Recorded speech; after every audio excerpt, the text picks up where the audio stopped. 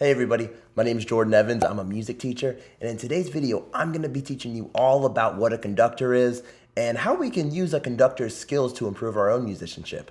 So, a conductor is any material or substance that is used to transmit heat, sound, or electricity. Ooh, wait a second, wrong video. A conductor is someone who's in charge of the orchestra.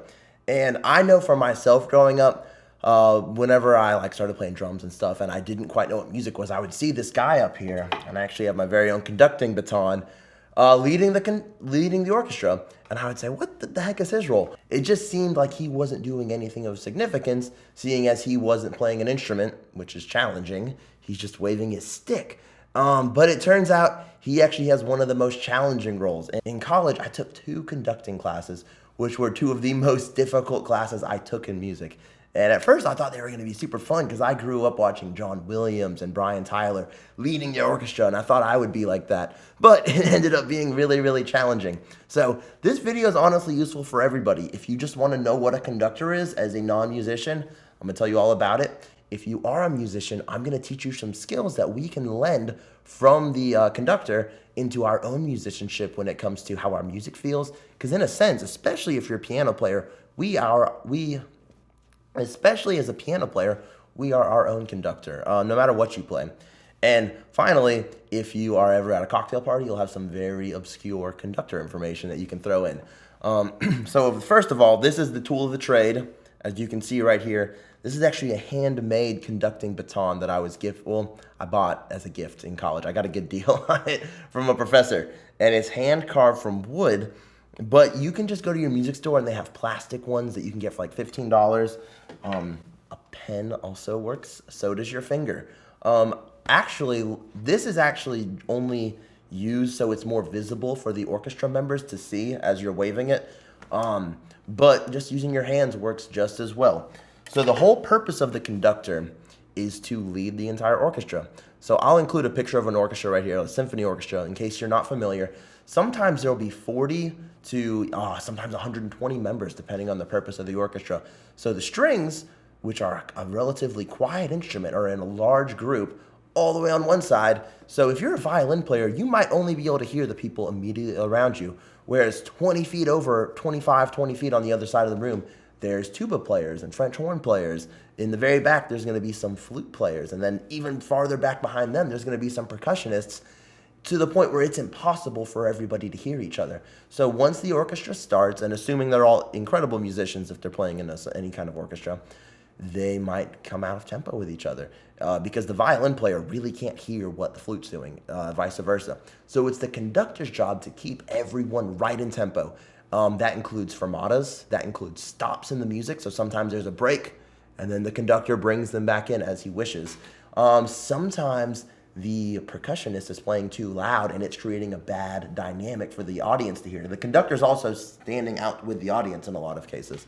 So if he's hearing that, he will specifically choose them while still conducting the rest of the orchestra and turn them down, essentially, using his hand. We use our left hand for hand gestures. So maybe they're actually playing too quiet, you bring them up, or they're too soft or too loud, so you bring them down softer. So the conductor actually has to be doing a billion things at once. At Anderson University, there's a wind symphony conductor called Dr. Pettis, and he is out extraordinary. Watching him conduct is madness. I've sat in on a couple of their rehearsals, and after going through something, he would say, trombones measure 66, you were dragging. Percussionists measure 126, your rhythms were not correct. Flute players, during this section you were too slow, and he has all of that information in his head, every single person's part. I mean, it is truly magnificent that you can be doing your role as the conductor while also managing everybody else. So the easiest way to think about it, if you go to a contemporary church or you've ever been to a concert, you see the big soundboard. And the purpose of these soundboards is that you're mixing all the sounds together. So you want the guitars to stand out. You want the vocals to sound clean. So you're mixing all of these things essentially while the conductor is keeping time, making sure everyone is traveling at the same speed. He's also monitoring the sounds. He's making sure everything mixes together, sounds well. Different parts, some instruments might have the melody, whereas others aren't as important. So he'll turn them down, and it's the orchestra's job to watch him the whole time they're performing so they can follow his commands. It really is That's very little about what the conductor does. He is actually in charge of so much, and it is such a challenging position that I really can't express how hard it is until you try it. So in a nutshell, that's what a conductor's role is. Now let's talk about how we can use the skills of a conductor to help our musicianship. And I'm actually going to take this on the whiteboard, a really challenging looking rhythm, honestly. And we have 1 in 4/4, 1 in 3/4, 1 in 6/8. And I'm going to show you how using conducting can make these rhythms really easy to read. So first off, whatever you're using, take your hand and just hold it out and relax it. For conducting, we have to stay really relaxed. Take a deep breath and relax. So it's important that we don't have any tension, nothing in our shoulders. And you're just going to hold your hand out. And with conducting, our big breath is very important. And for any kind of music, if I'm accompanying, I'll always, if I'm watching my other musicians or I'm accompanying a violin player, and I inhale, and then that shows where the downbeat is what we have. So as a conductor, and that's our downbeat. So always practice that almost. And the reason why that's super important, especially as a conductor, is you might be playing with a bunch of wind instruments and they have to take a breath. So if you're actually conducting an orchestra and they will breathe with you, and then they're ready to blow their horns right on beat one with a full lungs. So essentially, when we're conducting, there's an imaginary beat right in front of us at the center of our body, and all we're doing is crossing that beat. So in music, I'll break this down even more. Tempo is what establishes the speed, and then beats are what fit inside of that tempo. So it could be a fast 4, 1, 2, 3, 4, 1, 2, 3, 4. And those are all beats that I have to 1, 2, 3, 4, 1, 2, 3, 4 count. So the beat is right in front of me, and say I'm in 2, 1, 2, 1, 2. Every time I cross that imaginary plane, I am creating a beat. And that's something that people without hearing a metronome, because I play a lot of contemporary music, and so whenever we do that, we put in-ears in and we can hear a click. For orchestral musicians, they don't. This is their click track right here. So every time we do what's called a downbeat is the beginning of our measure. Say I'm in 6/8, 1, 2, 3, 4, 5, 6, 1, 2, 3, 4, 5, 6, 1. Very clear. If I'm in 3/4, 1, 2, 3, 1, 2. And you can clear. Every time I clear my center plane, that is creating a beat. 1, 2, 3. 1, 2, 3. You can see the center plane right here being cleared. So let's start out with conducting in 4. All we're going to do is we're creating a cross. We go down for the downbeat, we come up to the left, we go out to the right, and then into the middle and up. So every time we cross that middle, we are creating a beat. So before you go any farther, I recommend practice this a lot just to get the feel of it. 1, 2, 3, 4. 1, 2, 3, 4. Do do dum bum dum bum bum bum bum bum. And just think of something in your head. I don't even know what I was doing. Bum bum bum bum ba da dum ba da da da dum bum ba da dum ba da dum bum bum ba dum ba ba ba bum dum bum bum. And just do something in your head. I probably went way too long on that. But whatever we want to do, we're just conducting with it. So we go down 1. We go to the left 2. We go to the right 3. We go up 4, and then we're ready for our next downbeat. Say we want to conduct in 2. So the beat is 2 2 or it's 2 4. We're just going to go down to the side and then back up. 1. But when I say to the side, it's just like a little, I'm creating like a J almost. My beat's right here. 1 2 1 2. See, as soon as it crosses that middle thing, and it's a little bit subjective, but the musician can follow that. Bum bum bum bum bum bum, whatever it is. That's our beat. Now for 3/4, say, I'm just going to go 1 2 3. We just create our J, but it's actually down to the right, up, down to the right, to the up. 1 2 3. 1 2 and 3. Bum bum bum bum bum bum. Think of a waltz. Da dum bum ba dum bum la da da da da da da dum. Dum bum bum dum bum bum. I don't even know what I'm thinking of. I think I'm just making this up. But that's our conducting in 3. Now let's talk about something like 6. And then after this, actually, I'm going to go, I didn't think I was going to do this, but I want to do irregular times. And when I say irregular times, I mean like 7/4, 5/4, 9/8. How the heck do we conduct in those? How do we even count those rhythms?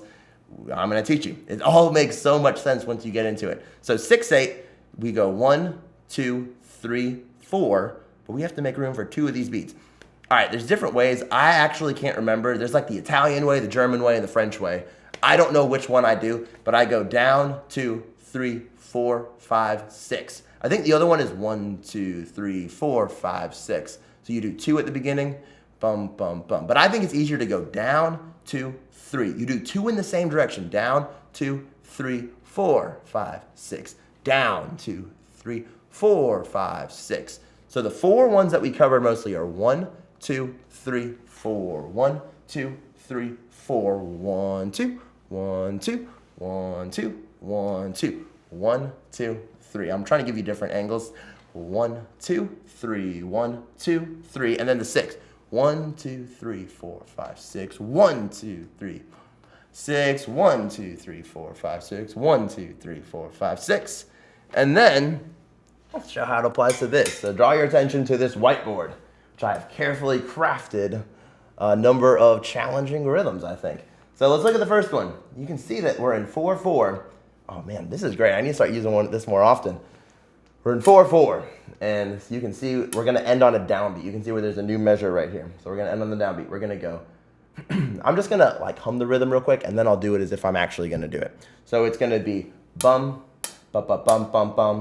Okay, bum. I made it too hard for myself. Bum, bum, bum, bum, bum, bum, bum, bum. Okay, I'm gonna tap the beats actually this time. That was it, but I wasn't keeping good track. Bum, bum, bum, bum, bum, bum, bum, bum, bum, bum, bum, bum. Yes. All right. So I'm gonna break this down. How this conducting would help. Now I have beat 1. There's just a quarter note. 1, 2, D, mi. You can see there's 2 16th notes after an 8th note. So the 16th notes happen on the offbeat. 1, bum, bum. And then when I go to beat 3, I have a triplet. That's it, just a triplet. Bum, da, da, da, da, da. So once I go to beat 3, I do my triplet. 1, rest, da, da, dum. Because you can see that that's notes tied. And hey, these are really hard rhythms to read. So if you can't read them, it's okay. Just know the fruit of this. Bum, bum, bum, bum, bum, bum. We have a dotted 8th note to a 16th note.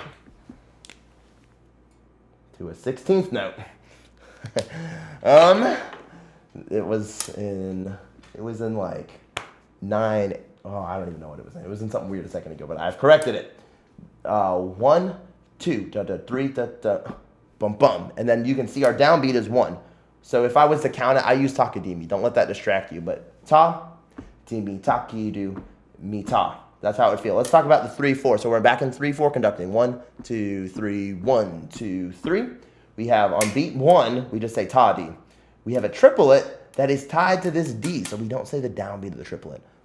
So ta, di, triplet, ta, di, ki, do. So there's like a bit of a rest there. Ta, ta, di, ki, do, like that. And then this do, the last beat of the triplet, is tied to the next 8th note. So on beat 3, this is beat 3, the upstroke, we go D, D, because it's just the offbeat, and then we have a downbeat, 1. So together, 1, 1, and do, do, bum, bum.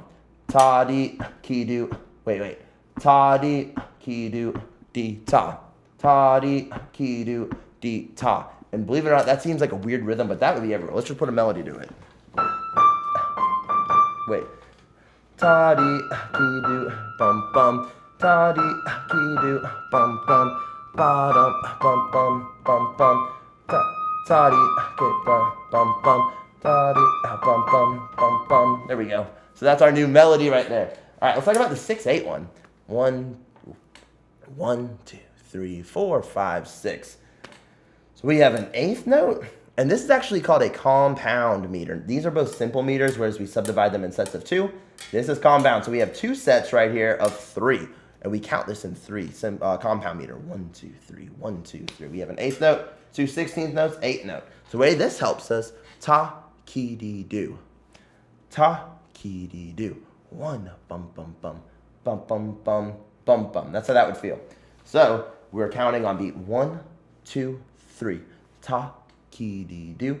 Ta, va, ki, do, mu, ta. You can see that was my last beat right there. Beat 6 is up, beat 1 is down. And it's okay if you don't understand this, just understand that is a hard rhythm to read, but because of my conducting knowledge, it makes it really easy. Ta, ki, di, do. Ta, va, ki, do, mu, dum, bum, bum, bum, da, da, dum, ba, dum. So a lot of the times where this is super applicable, if I'm reading sheet music and I'm struggling to read a measure, depending on what time signature is, I'll actually conduct. And it gives, just with my hand, because I don't carry this around. This has actually been in storage. I literally took it out of a box to make this video. So maybe one day I'll be conducting my own film orchestra. That is the dream. But for now, it's in a box. Maybe I'll keep it out now. I unpacked it. Oh, goodness. So I'll just take my hand, say I'm reading a challenging rhythm, and I can clearly see where those subdivisions are now. So just like this, I'll break it up into manageable chunks. Dum bum, bum bum bum, bum. Dum dum dum bum bum bum bum bum. And I can take hard rhythms and I can make them more manageable for myself so I can perform them instantly. So I'll actually conduct all the time. All right, where this comes into compound rhythms. Say we took something in 7/4. So that means we have 7 quarter notes in every measure. How the heck do you count that? You have to break it up into sets of 2s and 3s. For 7/4, we'd either have 2 sets of 2s, 1 set of 3. We could have a 2-3-2, or a 2-2-3, or a 3-2-2. And the way we conduct it is we take these subdivisions of the very compound rhythm. So say, yeah, we're in 7/8 now. I'm just gonna put it, or 7/4 here. I'll just put it right here so you can see. 7/4 is what we're conducting in now. We have 3 options of doing this. Oh, I wish I had an eraser. We could either do 1-2, 1-2, 1-2, 3, 1-2, 3, 4, 5, 6, 7, 1-2, bum bum bum. We could do 1-2, 1-2, 3, 1-2, 1-2, 1-2, 3, 1-2, 1-2, 1-2, 1-2, 3, 1-2, 1-2, 1-2, 3. Or what was the other one at 1-2, 3, 1-2, 1-2, 1-2, 3, 1-2, 1-2. So all we're doing is whatever has the triplet, the 1-2, 3, 1-2, 3, 1-2, 1-2, bum bum bum bum bum bum bum. And you hear stuff like that in chase themes a lot.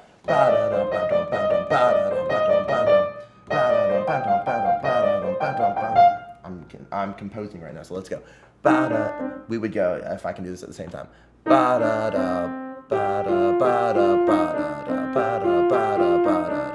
Wait. 1, 2, 1, 1, 2, 3, 1, 2, 1, 2, 1, 2, 3, 1, 2, 1. 1, 2, 3, 1, 2, 1, 2, 1, 2, 3, 1, 2, 1, 2. And you can already hear like the theme of that coming out. Wait. 1, 2, 3, 1, 2, 1, 2, 1, 2, 3, 1, 2.